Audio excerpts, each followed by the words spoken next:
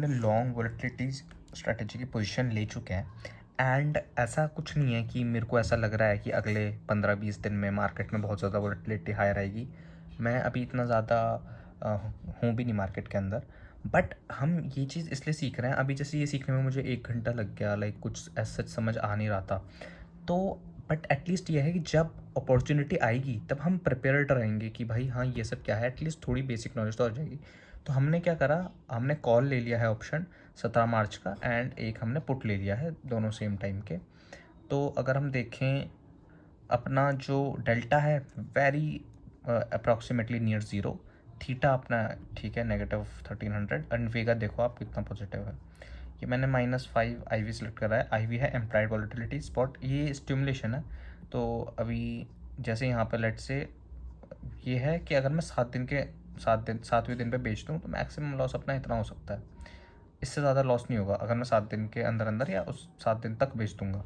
But अगर मैं इसी पोजीशन को होल्ड कर लूँ लेट से 22 दिन तक, इसको मैं पूरा ले जाऊँ 22 दिन तक, तो अपना लॉस मैक्सिमम लॉस जो है वो अपना 40,000 तक जा सकता है 100%। ठीक है, क्योंकि यहाँ पे क्या होगा, यहाँ पे तो थीटा टिके हो रहा है ना, every day we are losing 1379।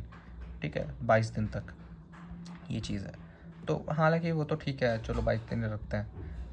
And let से ये है स्पॉट मतलब मार्केट कितना, अगर मैंने ये चूज़ कर लिया ले 29% की मार्केट अगले 22 दिन में 29% बढ़ जाएगा, जो कि नियर टू इम्पॉसिबल है। बट देखो भाई प्रॉफिट तो हो, सॉरी लॉस तो होगा ही नहीं था, क्योंकि अपनी स्ट्रेटेजी वो है ना लॉन्ग वॉलेटिलिटी। कितनी हाई वॉलेटिलिटी है कि मार्केट अगले 22 दिन में 29%। मैक्सिमम प्रॉफिट देखोगे भाई, मैक्सिमम प्रॉफिट अराउंड यहाँ पे कितने का है, 7 लाख का बता रहा है 40,000 के प्रीमियम पे। और वो भी अगर मैं इसको कर दूँ एक दिन, मतलब ऑब्वियसली नियर टू इम्पॉसिबल है। अब भाई आएगा भी पता नहीं, बिकॉज भाई मैं कह रहा हूँ एक दिन में ये आ ही नहीं रहा नीचे। स्टिमुलेशन को भी पता है क्या कि ये ऐसा नहीं हो सकता। तो अगर एक दिन में मार्केट 29 भी क्यों रखे, पूरा ही रखता है। एक दिन में अगर मार्केट अराउंड 29.5 या 30 मान लो, 30 कर ही दिया, 30% बढ़ जाता है। अब नो डाउट हम पैसे हार भी रहे होंगे पुट में, पर भाई अपना तो लॉन्ग वोलेटिलिटी स्ट्रेटेजी है ना। तो देख लो टोटल PNL अराउंड 521 लाख का होगा, एक दिन का प्रॉफिट है ये। क्योंकि मैं ये कह रहा हूँ ना मैं एक दिन में बेच दूंगा, बट ऐसा पॉसिबल है होना नहीं, एक दिन में 29% हो ही नहीं सकता। और मतलब मैं जनरल आइडिया दे रहा हूँ अपनी वॉलेटिलिटी का। अगर यहीं पे मार्केट गिर जाए 30%, सेम ही बात होगी, ग्राफ उल्टा हो जाएगा बस। ये लो सेम ही चीज़ है, 4-5 लाख का प्रॉफिट हो जाएगा, क्योंकि वॉलेटिलिटी तो यहाँ भी हाई है ना भाई, बड़े 30% गिरे।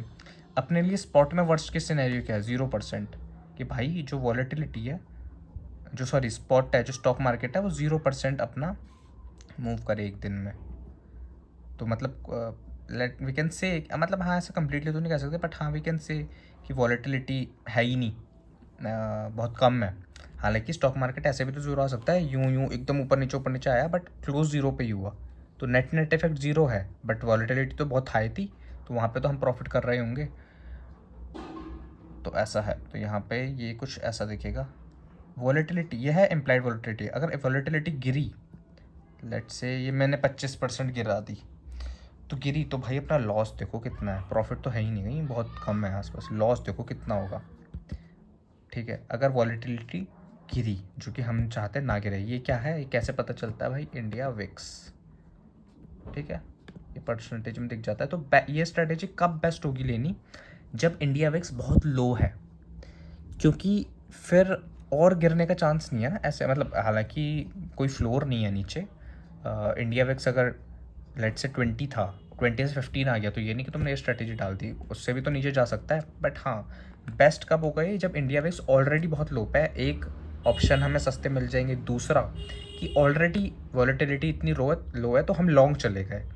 अब अगर वॉलेटिलिटी बहुत हाई है, ठीक है, अब अगर इंडिया विक्स की volatility is very high, let's say ये है अपना कोविड का टाइम, एंड ये भी वीकली सेलेक्ट करा है मैंने, एंड लेट्स से यहाँ पे है, अगर हमने यहाँ पे इम्प्लाइड वॉलेटिलिटी लॉन्ग मार ली होगी तो हम बहुत पैसा बनाते, क्योंकि क्या वॉलेटिलिटी गिरी।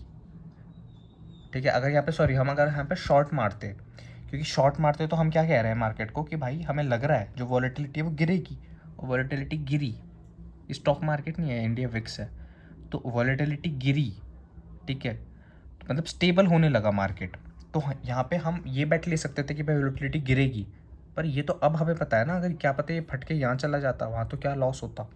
अगर यहाँ पे अभी जैसे यहाँ पे सपोज हम इंडिया विक्स यहाँ पे हम अपनी लॉन्ग वॉलेटिलिटी स्ट्रेटेजी अप्लाई कर देते, तो भाई क्या प्रॉफिट होता, यहाँ पे चले जाता, राइट।